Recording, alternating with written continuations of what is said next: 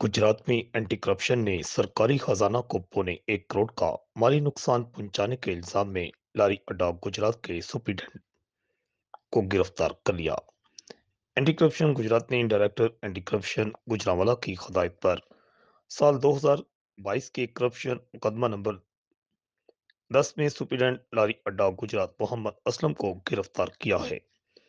लारी अड्डा गुजरात में municipal corporation की प्रॉपर्टी शाहीन होटल, जिसके जुम्मा 80 लाख रुपए वाजबुल अदा थे,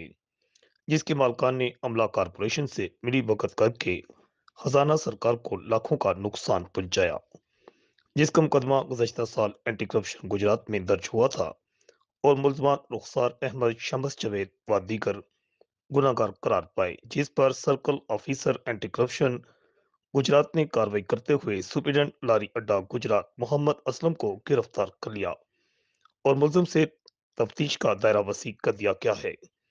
रिपोर्ट आकाश न्याजी, अल हिजाज न्यूज।